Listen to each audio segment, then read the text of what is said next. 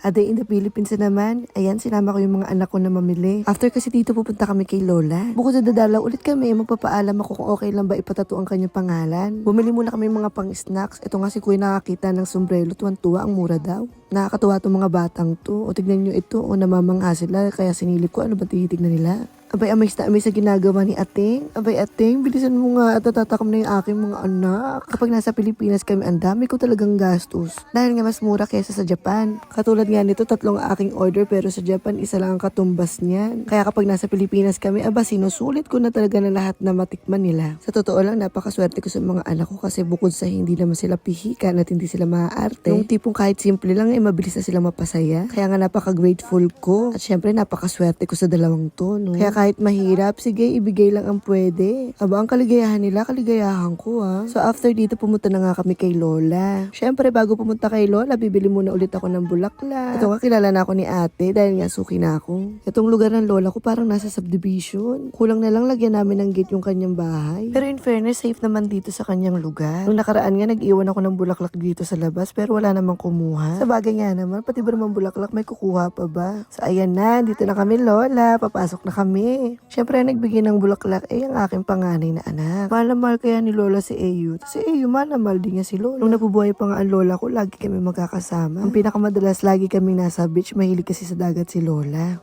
So, eto na, nagpapaalam na ako. Siyempre, papakit muna. Dito ko ilalagay ang kanyang pangalan dahil malapit siya sa aking puso. Lola ha, papatato ko ang pangalan mo ha. Salamat. And siyempre nga, ito na nga, ipapatato ko ang pangalan na aking Lola. Dito ko talaga siya pinalagay kasi para malapit sa aking puso. Ito pala si Sir Wellan. Siya ang tattoo artist ko ngayon. At ayan nga, magsisimula na siya. Ang sabi nila sa akin, masakit daw dito. Kaya hinahanda ko na ang sarili ko. Ayun nga, unang turok, medyo masakit. Medyo matagal na kasi ang last tattoo ko. Matagal ko na kasi talagang gusto to. Actually, meron din ako drawing na portrait ang lola ko. Gusto ko rin ipatato yun. Kaso lang daw, hindi linya ni Sir Wellan. Kaya next time na lang kapag meron na ako nakilala na magaling sa portrait. Syempre, drawing ko yun. Gusto ko kamukha talaga. Ito pala ang pinatato ko, pangalan ni Lola na ang concept ay merong orchids at rose. Nung nabubuhay kasi ang lola ko, mahilig kasi siya sa orchids. And then, pinilagyan ko na rin ng butterfly kasi nga, every time na may makikita akong butterfly sa loob ng bahay namin o sa labas, laging ko sinasabi na, ay si Lola yan, no? Lagi ko iniisip na lola ko yun. No matter what, whether where I am, alam ko na dyan ang aking lola. And then, ayun nga, sa kabilang side, rose. Dahil nga nung nawala siya, siya ang naging rosas ng buhay ko. Very thankful kasi ako sa kanya kasi kahit wala si mama at nagtatrabaho sa ibang bansa para masuportahan kami sa Pilipinas, si lola ang tumayong ina namin. Imagine, she gave up her life para lang mabantayan kaming 3 apo niya. Kaya I decided to tattoo her name kasi nga, she is a part of my life, my body, and my soul.